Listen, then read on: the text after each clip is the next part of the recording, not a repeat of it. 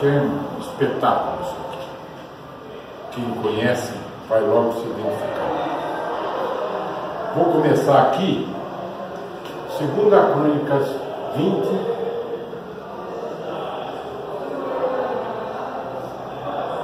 Vamos lá aqui desde o primeiro. E sucedeu que depois disso os filhos de Moabe e os filhos de Amon, e com eles alguns outros dos amonitas, vieram a peleja contra Jeosafá.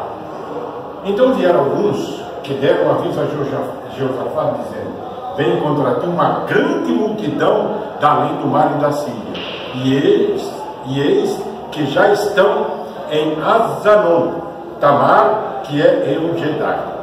Então Jeosafá temeu e pôs-se a buscar o Senhor e apregoou jejum em todo Judá. E Judá se ajuntou para pedir socorro ao Senhor. Também de todas as cidades de Judá vieram para buscar ao Senhor. E pôs-se Jeosafá em pé na congregação de Judá e de Jerusalém, na casa do Senhor, diante do pátio novo. E disse: Ah, Senhor, Deus de nossos pais, porventura não és tu, Deus dos céus? Pois tu és dominador sobre todos os reinos da gente, e na tua mão há força e poder, e não há quem te possa resistir. Porventura, ó Deus nosso, não lançaste tu fora os moradores desta terra, de diante do teu povo Israel, e não adeste a semente de Abraão, teu amigo, para sempre? E habitaram nela e edificaram nela o santuário, ao teu nome, dizendo: se alguém mal nos sobrevier, espada, juízo, peste ou fome, nós nos apresentaremos diante desta casa e diante de ti, pois teu nome está nesta casa, e clamaremos a ti na nossa angústia, e tu ouvirás e livrarás. Agora, pois, eis que os filhos de Amon e de Moabe e das montanhas de Seir, pelos quais não permitiste que passasse Israel, quando vinham da terra do Egito, mas deles se desviaram e não nos destruíram, eis que nos dão pago, vindo para lançarmos fora a tua herança, que nos fizeste herdar. Ah, Deus nosso, porventura não nos julgarás? Porque em nós não há força perante esta grande multidão que vem contra nós, e não sabemos nós o que faremos, porém os nossos olhos estão postos em ti. Aleluia, glória a Deus. E todo o Judá está em pé perante o Senhor, como também as suas crianças, as suas mulheres e os seus filhos. Então veio o Espírito do Senhor no meio da congregação sobre Jaziel, filho de Zacarias, filho de Benaia, filho de Gedel, filho de Matanias, levita, dos filhos de Asaf, e disse: dai ouvidos todo Judá, e vós, moradores em Jerusalém, e tu, ó rei Jeosafá, assim o Senhor vos diz: não temais, nem vos assusteis por causa desta grande multidão, pois a peleja não é vossa, senão de Deus. Amanhã descereis contra eles, eis que sobem pela ladeira de Ziz, e os achareis no fim do vale, diante do deserto de Jeruel. Nesta peleja não tereis que pelejar, parai, está em pé, e dede a salvação do Senhor para convosco, ó Judá e Jerusalém. Não temais, nem vos assusteis. Amanhã saí-lhes ao encontro, porque o Senhor será convosco. E pela manhã cedo se levantaram e saíram ao deserto de Tecoa. E saindo eles, pôs-se em pé Jeosafá e disse: ouvi-me, ó Judá, e vós, moradores de Jerusalém. Crede no Senhor vosso Deus, e estareis seguros. Crede nos seus profetas, e sereis prosperados. Essa é uma das passagens que contém a maior vitória que um povo conquistou diante de Deus. Eram incontáveis. Era coisa assim, de que para cada um israelita existiam 100 inimigos. A relação é essa aí. Para cada um, 100 inimigos. Todo o povo estava contra. O engraçado, a diferença é que o rei desceu da sua grandeza, se humilhou diante do povo e diante de Deus primeiro, apregou um jejum, se humilhou. E outra coisa, ele falou: Senhor, eu não tenho como lutar contra esses inimigos. Eu não tenho força. Para mim é impossível. Eu me destituo do cargo que eu tenho. Estou confessando diante de ti e diante de todo o povo. Mas ele não chegou na primeira oração como a gente costuma fazer, que é chegar logo diante de Deus e pedir a bênção. Ele não fez isso. Muito pelo contrário. Ele disse: ó Senhor, tu és Deus sobre todos os povos. Lembra-te, Senhor, de que esses que estão aí, o Senhor disse para nós não pelejarmos contra eles quando nós passamos no Egito. E hoje eles nos não pagam e vêm contra nós. Veja a diferença. Ele começou uma oração lembrando que Deus é soberano sobre tudo e sobre todos. E é assim que nós devemos começar as nossas orações. Quando nós estamos com algo que a gente não pode controlar, que a gente está desesperado, não vamos diante de Deus e logo pedindo. Não, nós temos que lembrar da grandeza do Deus Todo-Poderoso. Nós temos que lembrar dos feitos que Deus já fez na nossa vida. Nós temos que nos lembrar daquilo que Deus é capaz de fazer. Nós temos que crer. Nós fazemos o possível e o impossível quem faz? Deus. Ele é Deus do impossível. Segundo lugar, eles não se reuniram numa convenção, num convescote, num churrasco. Eles estavam onde? Na casa de Deus. Eles estavam na casa de Deus. Então, o segundo ensinamento que a gente tem que aprender quando nós estamos com um problema, onde é que é? Na mesa de snooker lá? Hein? Na rede? No cantinho da soneca? É aqui, ó. É onde há a reunião do Senhor. É aqui. E eu creio nisso. Todas as vezes que nós estivermos aqui, nós oramos a Deus. Todas as vezes que nós estivermos aqui, nós intercedemos a favor da recuperação dessa empresa. Eu estou mentindo? Não. Deus não deu vitória? Deu. Muitos inimigos se levantaram contra nós. Muitos. Mas Deus tem a certeza de uma coisa: Deus ouviu a nossa oração. Deus ouve a sua oração. Quando você vem buscá-lo, dê um passo em direção a Deus e Ele moverá o mundo a teu favor. Mas se você não der o primeiro passo, não espere não. Não espere não. Porque o primeiro passo é você quem dá. Quando aquele cego estava lá no caminho de Jericó, quem que era mais fácil? Jesus Cristo ia até o cego ou o cego vinha até Jesus Cristo? E o que ele falou? Eu vou até o cego? O que ele falou? Tragam o cego para mim. Isso é uma... Às vezes a gente lê isso e pensa que isso aí não tem simbologia. Isso tem simbologia. É ele que está precisando do problema? Então ele vem até mim, não eu a ele. Ele é Deus. Nós é que temos que ir a ele. Esse é o terceiro passo. Nós temos que ir até Deus. E temos que ir aonde? Na casa do Senhor. Em quarto lugar, aonde estava o profeta? Onde estava o profeta? Não acredite em profetada no meio da rua. Na casa de Deus. Eis que eu te digo, vejo uma coroa que brilha no céu.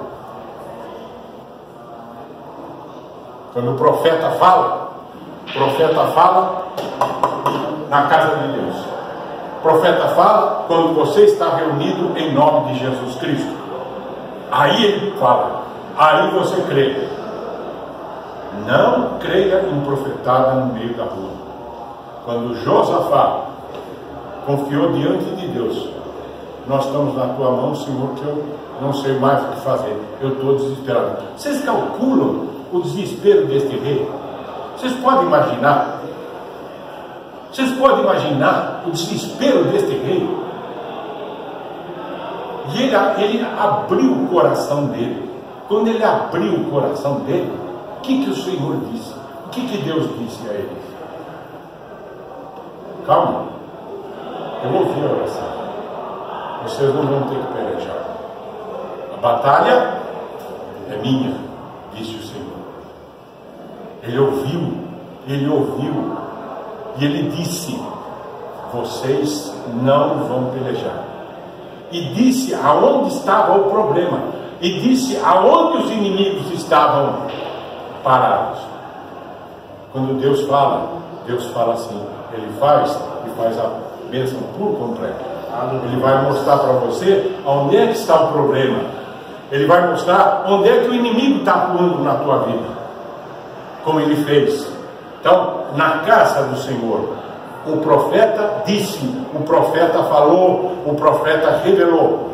Mas Deus não disse: vocês ficam deitadinhos, sossegados, certo? Vão para casa, fica lá que eu vou lá lutar, depois vocês vão ver a bênção. É assim que ele falou? O que ele disse?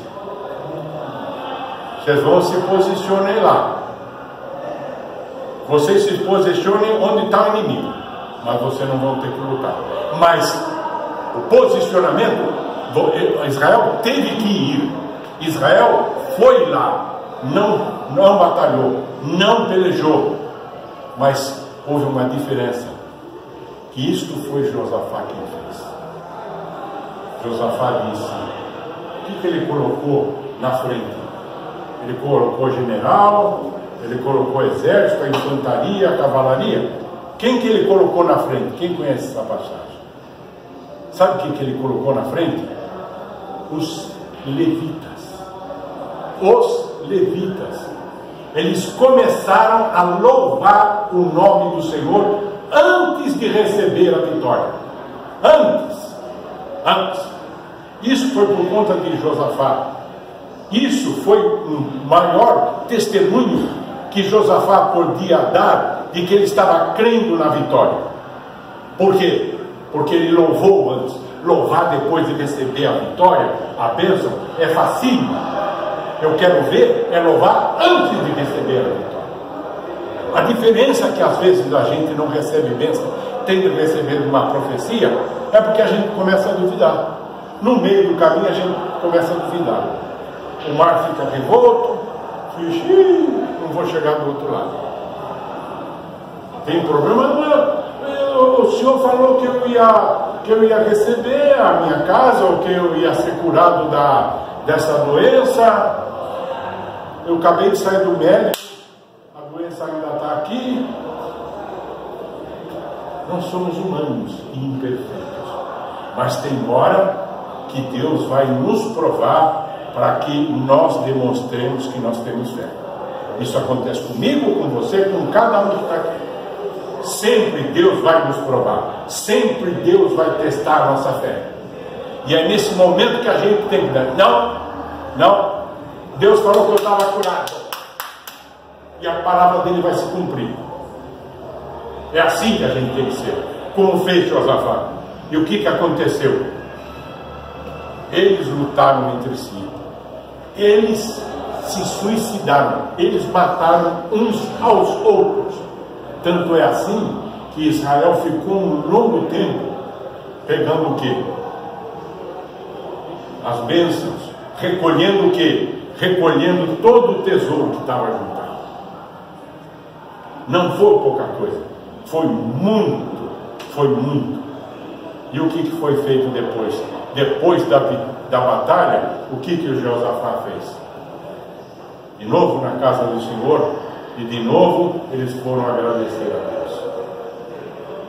Essa passagem, meus irmãos, ela é tremenda, porque tem uma simbologia toda nela que hoje está presente. Aí as pessoas falam assim: não, mas foi no passado, né? Não, senhor. Deus não mudou de lá para cá? Hein? Se Deus não mudou, não, é porque aqueles homens lá, eles eram muito mais perfeitos do que os homens de hoje. Será? Será? Aqueles homens quantas vezes traíram a Jesus Cristo? Viravam e mexiam, estavam servindo a Baal.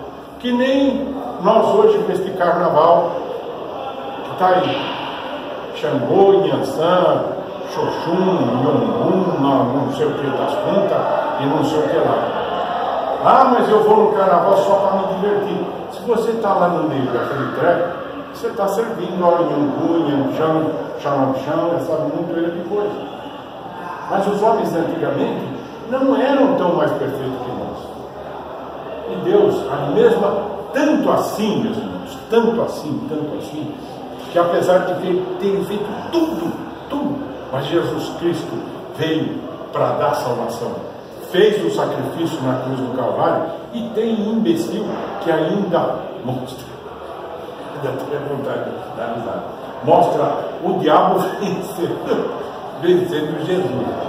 Quer dizer, é uma ignorância, não é porque é ignorância, aquilo alguém está comprando, aquilo tem mão do inimigo, do governo que foi instituído, levantando pessoas para desviar a atenção. Nós temos que prestar atenção.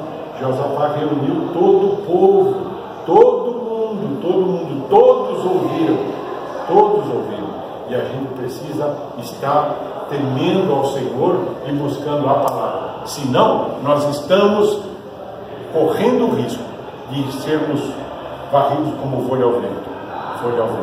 Uma hora está aqui, uma hora está lá, uma hora a gente crê, outra hora a gente não crê.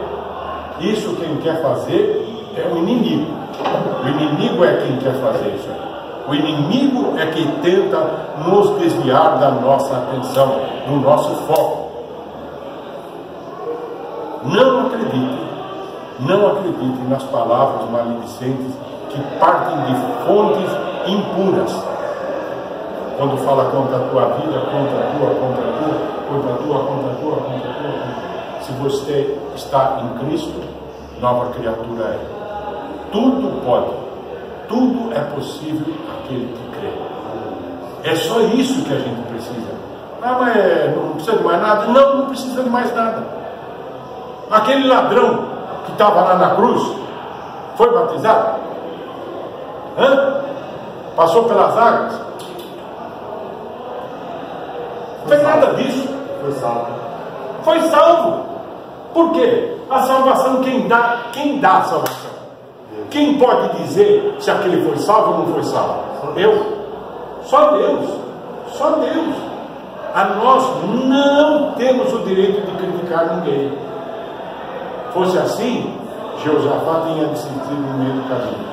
Deixa o pessoal vir, porque nós somos pecadores, né?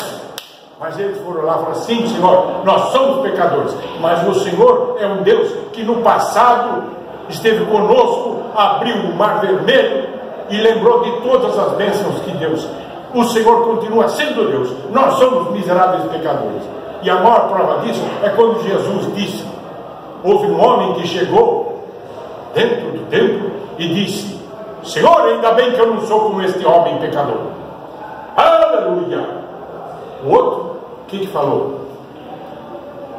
Eu não consigo nem olhar para o Senhor, de tão miserável pecador que eu sou. Tem misericórdia de mim. Aí Jesus perguntou: quem é que saiu de lá justificado?